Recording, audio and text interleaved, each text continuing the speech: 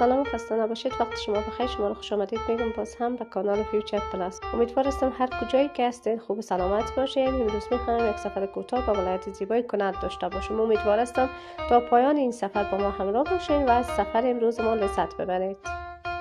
معرفی ولایت زیبای کنر. کنر یکی از ولایت‌های زیبا و سرسبز در شرق افغانستان است.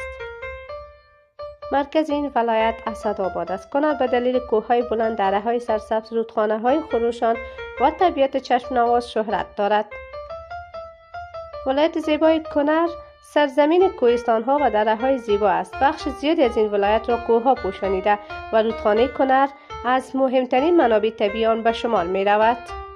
زراعت و محصولات. مردم کنر در بخش‌های مختلف به زراعت و باغداری مشغولند. از محصولات مهم آن می توانیم به برنج، گندم، جواری، جو، سبزیجات و انواع میوه‌های اشاره کرد. عسل کنر نیز از محصولات شناخته شده این منطقه است. فرهنگ مردم ولایت کنر. مردم کنر به مهمان نوازی، فرهنگ محلی و زندگی سنتی خویش شناخته می شود. زبان‌های رایج در این ولایت عمدتاً پشتو و دری هستند. لباس‌های محلی، موسیقی، صنایع دستی و رسم و رواج‌های مردم ولایت کنر بخش مهم از هویت فرهنگ ولایت را تشکیل می‌دهد. آثار تاریخی و دیدنی ولایت زیبای کنر.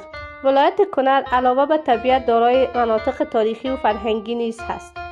دره‌ها، روستاهای قدیمی، مسیرهای کوهستانی و مناطق طبیعی آن می‌توان به گردشگران بسیار جذاب باشد.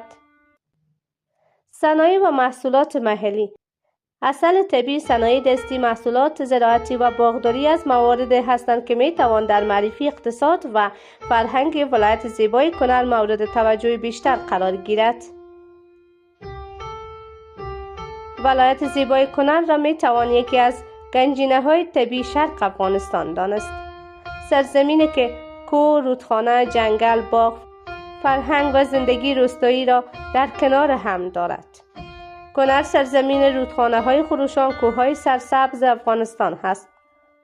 سپاس از اینکه در این سفر کوتاه با ما همراه بودین و امیدوار هستم از سفر امروز لذت برده باشین. اگر دوست دارین که بیشتر ولایت‌های زیبای افغانستان را بشناسید، پس کانال فیوچر پلاس لایک و سابسکرایب بکنین. نظریات خود را همچنان با ما شریک بسازین. تا دیدار بعد و سفر دیگر شما را به خداوند یکتا می‌سپارم. پیام به کامتان باد.